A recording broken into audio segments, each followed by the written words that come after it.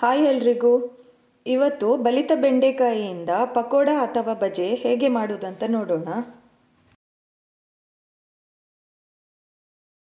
ಮೊದಲಿಗೆ ಬೆಂಡೆಕಾಯಿಯನ್ನು ಚೆನ್ನಾಗಿ ತೊಳೆದು ನಾನು ತೋರಿಸಿದ ರೀತಿಯಲ್ಲಿ ಸಣ್ಣಗೆ ಹೆಚ್ಚಿಟ್ಟುಕೊಳ್ಬೇಕು.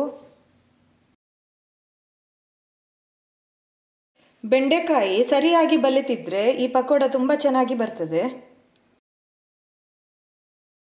ಈಗ ಹೆಚ್ಚಿಟ್ಟ ಬೆಂಡೆಕಾಯಿಗೆ 3 ರಿಂದ 4 ಸಣ್ಣಗೆ ಹೆಚ್ಚಿಟ್ಟ ಹಸಿಮೆಣಸು, ಸಣ್ಣ ಕಪ್ ಕಡಲೆ ಹಿಟ್ಟು, ಸ್ವಲ್ಪ ಅಕ್ಕಿ ಹಿಟ್ಟು, ಸ್ವಲ್ಪ ಅರಿಶಿನ ಪುಡಿ, ರುಚಿಗೆ ತಕ್ಕಷ್ಟು ಉಪ್ಪು, ಹಿಂಗಿನ ಪುಡಿ, ಸ್ವಲ್ಪ ಮೆಣಸಿನ ಪುಡಿ ಹಾಕಿ ಒಂದು ಸಲ ಸ್ಪೂನಲ್ಲಿ ಚೆನ್ನಾಗಿ ಮಿಕ್ಸ್ ಮಾಡಿ 10 ನಿಮಿಷ ಹಾಗೆ ಇಡಿ.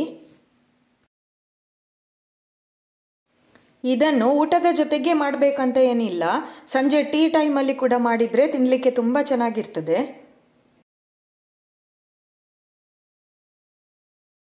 ಹತ್ತು ನಿಮಿಷದ ನಂತರ ಮತ್ತೆ ಇದನ್ನು ಕೈಯಿಂದ ಚೆನ್ನಾಗಿ ಮಿಕ್ಸ್ ಮಾಡಿ.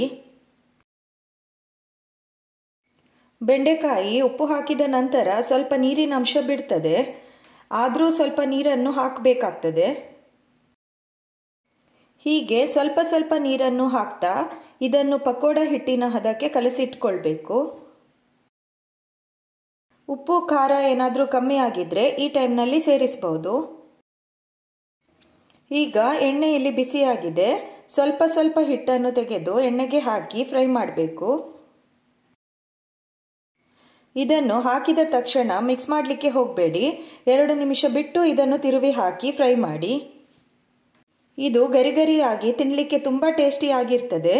ಬಲಿತ ಬೆಂಡೆಕಾಯಿ ಇದ್ದರೆ ಈ ರೆಸಿಪಿಯನ್ನು ಮಾಡಿ ನೋಡಿ. ನನ್ನ ಈ ರೆಸಿಪಿ ನಿಮಗೆ ಇಷ್ಟ ಆದರೆ ಲೈಕ್, ಶೇರ್ ಮತ್ತು ಕಮೆಂಟ್ ಮಾಡಿ, ಹಾಗೂ ನನ್ನ ಚಾನಲನ್ನು ಸಬ್ಸ್ಕ್ರೈಬ್ ಮಾಡಿ. ಇನ್ನೊಂದು ಹೊಸ ರೆಸಿಪಿಯೊಂದಿಗೆ ಮತ್ತೆ ಸಿಗೋಣ. ಬಾಯ್ ಎಲ್ರಿಗೂ.